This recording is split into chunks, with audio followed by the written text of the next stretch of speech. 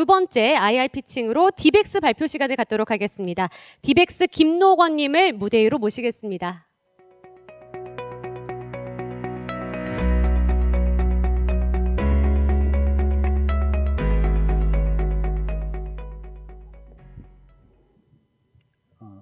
저는 디벡스의 대표이사 김노건이고요. 저희 디벡스 회사는 AI 반도체 솔루션을 개발하는 회사입니다. 세상에 있는 사물을 진화시키는 걸 목표로 만든 회사입니다.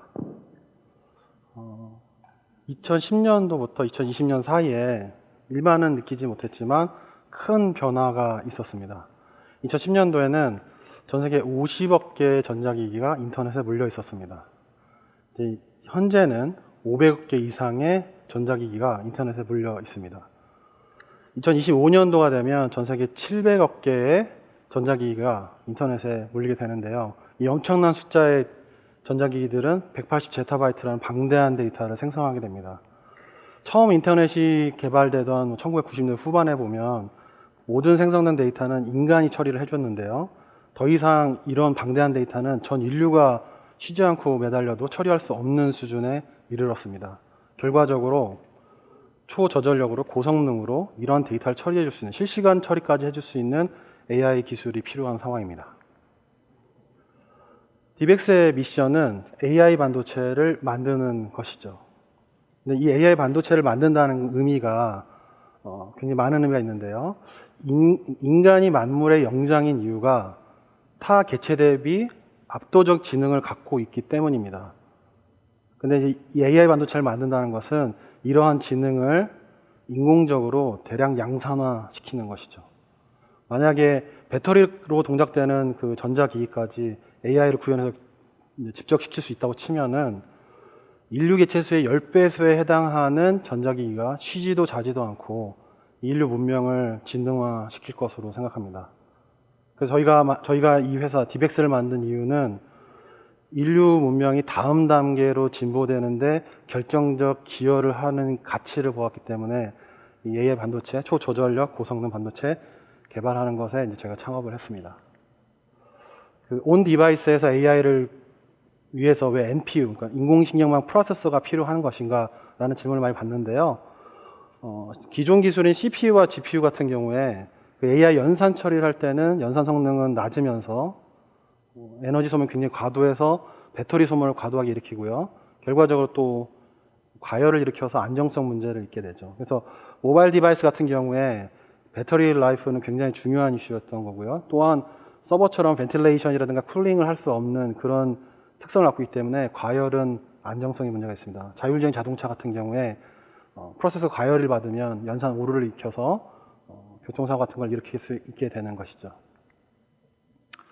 저희가 이제 시간이 없어서 저희 NPU를 가지고 벤치마크한 그 결과를 영상으로는 제가 만든 게 많지만 보여드릴 수는 없는데요. 이 자리에서 저희가 올 초에 저희 만든 디벡스 NPU를 FPGA라는 이제 반도체 프로토타입 안에서 구현을 했을 때 260MHz로 동작되는 가운데 저 모바일 렛 1이라는 버전 1이라는 그 인공지능 알고리즘을 초당 1000회 인퍼런스를 할 수 있는 것을 확인하였습니다. 이것이 어떤 의미를 갖냐면 엣지 디바이스 안에서 볼 때에 그 헤일로라든가 그 자이로 팔콘에 비교해서는 이미 성능을 앞서고 있고요. 서버에 인텔이라든가 센타우로 같은 서버용 NPU 칩에서도 2000회, 3000회 정도의 인퍼런스를 하고 있는 걸 보면 비교적 수준에 있다고 봅니다. 저희가 내년에 만드는 에이직 솔루션에서는 6000회 이상의 인퍼런스가 가능하게 할 것으로 계획하고 있기 때문에 이 성능 면에서 글로벌 기업과 비교해 볼 만한 또 경쟁해 볼 수 있는 그런 솔루션을 이미 갖고 있다고 생각합니다. 저희 입장에서는 아까 서두에서 말씀드린 것처럼 초저전력이 굉장히 중요한데요. 왜냐하면 배터리로 동작되는 디바이스까지를 저희가 목표로 하기 때문입니다. 그래서 이 엣지 디바이스에 있는 AI 하드웨어 솔루션 기업들이 여럿 있는데요. 대표적으로 이제 구글과 테슬라가 이제 가지고 있는 솔루션은 2테라 오퍼레이션을 이제 1와트에서 할 수 있는 그런 전성비를 갖고 있고요. 헤일로는 3톱스퍼와트의 연산 전성비를 갖고 있고, 아날로그 연산 방식을 사용하는, 그러니까 저전력에 굉장히 강점을 둔 미스틱이라는 회사는 8.4톱스짜리 이제 톱스퍼와트의 솔루션을 최근에 공개했습니다. 디벡스는 내년에 10톱스 와트를 목표로 지금 개발하고 있습니다. 저희가 생각하는 것은 이제 저희가 만드는 첫 번째 세대 이제 솔루션 이름을 제네시스라고 줬습니다. 창세죠. 그거에서도 50톱스 이상에서 수백 톱스까지 이르는 고성능을 위해서는 하이엔드, 또 미드엔드에서는 24톱스의 이제 성능을 갖는 AI 반도체, 그 다음에 로우엔드에서는 4.8톱스에 해당하는 이제 처리 성능을 갖고 있는 걸 준비하고 있는데요. 이 기능들을 통해서 여러 다양한 엣지 디바이스에 사용될 것으로 생각하고 있습니다. 저희가 이렇게 하이엔드, 미드엔드, 로우엔드를 통해서 각 시장 분야를 저희가 이제 공략하려고 하는데요. 저희가 본격적으로 양산화돼서 매출이 생기는 시점 2025년도에는 한 2천억 원의 매출을 예상하고 있고요. 2030년도까지 저희가 AI 반도체 전 세계 마켓시어 1%를 목표하고 있습니다. 그 경우에는 1.4조 원 정도의 매출을 예상하고 있습니다. 가장 중요한 부분, 오늘 여기 제가 참여하게 된 가장 중요한 동기이기도 하고 또 중요한 내용이기도 한데요. 저희는 LG와 인공지능 가전 분야에서는 LG전자와 협업하고 싶고요. 또 스마트 카, 커넥티드 카, 셀프 드라이빙 카, 그다음에 ADAS 이런 솔루션들을 필요로 하는 자동차 분야에서는 아마 AI 반도체가 필요한 많은 다양한 이제 니즈가 있을 거로 향후에 예상됩니다. 이 부분에 대해서 저희가 잠재적인 포텐셜을 갖고 있다고 보고요. 또 현재는 이제 LG 이노텍과 스마트 카메라 모듈 쪽에 이제 POC를 하려고 논의 중에 있는데요. 그 자그마한 카메라 모듈 안에 초저전력의 AI 반도체를 집어넣어서 솔루션을 만들려고 준비 중에 있습니다. 또 이 이외에도 아마 굉장히 많은 이제 분야에서 저희가 협업할 수 있다고 생각합니다.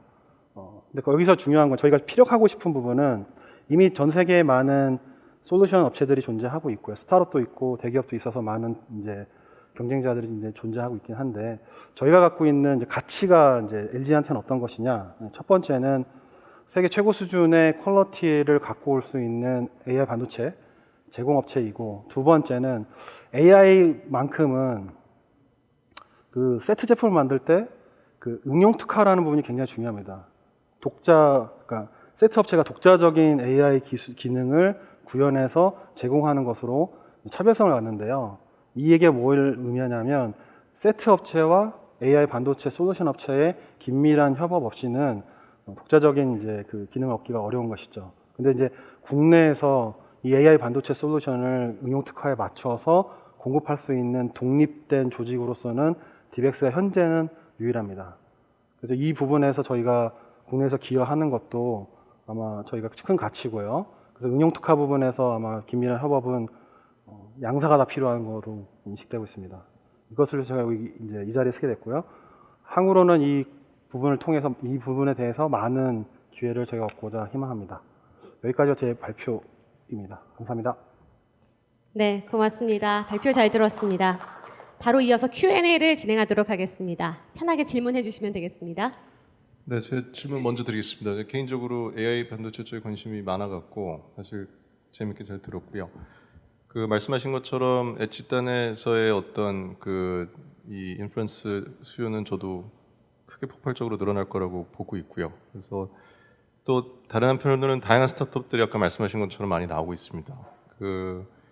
일단 기술적으로 아까 이제 벤치마크한 것만 좀 보여주셨는데 어떻게 설계적으로 다른 건지, 그러니까 기술적으로 어떤 차별이 있는 건지에 대한 설명이 좀 부족했던 것 같아요. 그래서 그 부분을 좀 설명을 객관적으로 좀 해주실 수 있으면 좋을 것 같습니다. 왜 엔비디아나 인텔 대비 훨씬 더 좋은 성능을 저전력에서 낼 수 있는지, 그 다음에 아날로그 컴퓨터 기반으로 낼 수 있는 비트 같은 회사보다 디지털 방식이실 텐데 어떻게 성능을 더 그렇게 많이 내면서 전력을 낮출 수 있는지, 이게 기본적인 원리라도 좋으니까 좀 궁금합니다. 그게 이제 이 사업화에 대한 현실성하고 이제 관련이 이제 있을 것 같아 갖고요. 많은 배경 지식을 갖고 계셔서 아마 이 짧은 시간에 제가 대답을 원하는 만큼은 못 드립니다. 아마 1시간 이상 정도 필요할 내용인데요. 메시c 같은 경우에는 이제 아날로그 방식을 사용하다 보니까 중요한 거는 보여지지 않는 부분이 있죠. 그러니까 연산은 아날로그 방식으로 하니까 굉장히 이피션트한데 방대한 양의 ADC가 필요합니다. 이 사이즈가 굉장히 크거든요. 이걸 달고 해야 되기 때문에 어려운 점이 있고요. 두 번째는 아날로그 방식이기 때문에 오류, 오차 같은 게 존재하기 때문에 이걸 커버할 수 있는 어떤 학습 능력 같은, 그러니까 AI 인공지능 학습 기술이 좀 필요한 것이죠. 그러니까 저희는 사실은 미식과 같은 그 전성비를 갖는 게 저희 목표였고요. 그러나 그것만 가지면 우리는 압도적으로 다른 부분에서는 차별성을 갖게 된다, 이런 부분이었고, 나머지 이제 디지털 방식의 그 기술들과는 저희가 그들이 갖고 있는 어드밴티지를 그대로 갖고 있으면 전성비 하나에만으로도 넘사벽 차이를 낼 수 있다, 이렇게 보고 있는데요. 기술의 요체는 제가 옛날에 과거에는 애플에서 이제 그 AP를 설계했었습니다. 그러니까 이제 퀄컴보다 같은 공정, 뭐 TSMC 공정을 써도 4배의 전성비를 가졌거든요. 근데 같은 공장에서 나오는 이 AP 두 개가 4배의 전력 성능비를 갖는다는 게 사실 쉽지 않은 수치잖아요. 단 한 가지 이노베이션 갖고는 이룰 수 없습니다. 저희가 지금 디벡스를 만들어 놓고 지금 특허를 60개까지 쓰고 있는데요. 최근 올해도 한 30개를 쓰고 있고, 그러니까 한 20가지, 30가지 도메인에서 기존 대비 20-30% 또는 2배, 3배의 효과를 낼 수 있는 부분들을 아이디어를 착안해서 개발하다 보니까 통합시켜 봤을 때에 그런 이제 차이를 얻게 됐다고 이해하시면 좋을 것 같습니다. 네. 이제 질문 한 가지만 덧붙여서 드리겠습니다. 어쨌든 이제 칩을 성공적으로 구우셔도 결국 이제 커머셜라이즈해서 사업을 하셔야 될 텐데 소프트웨어 스택은 어떻게 그 준비를 하고 계신가요? 결국 소프트웨어 스택이 따라가야 이게 이제 칩이 어쨌든 이 상용화가 되고 많은 개발자들에 의해서 쓰일 텐데 뭐 그런 역량이나 그런 준비는 어떨지 궁금합니다. 굉장히 좋은 질문이십니다. 아마 제가 봤을 때 저는 이 지금 보여드렸던 성능비나 이런 것들은 어떻게 보면은 근본적인 이제 가치인 거고요. 이게 익스펜저블 할 것 같으면은 이제 유저빌리티가 좋아야 되는데 그건 바로 말씀하신 소프트웨어 디벨롭먼트 킷인데요. 저희 같은 경우에는 이제 텐서플로우하고 파이토치, 뭐 NXNet 이렇게 해서 여러 이제 AI 소프트웨어 플랫폼이 있습니다. 이 플랫폼으로부터 중간 단계의 이제 그래프 베이스의 어떤 그 표현식을 얻게 되고요. 이것을 저희 MPU가 이해할 수 있는 바이너리로 바꾸는 컴파일러를 개발하고 있습니다. 이미 저희 내부적으로는 공식 릴리즈를 하고 계속 버그 피치를 하고 있고요. 내년에 칩이 나오기 전에 일반에 공개되는 이제 릴리즈를 예정하고 있습니다.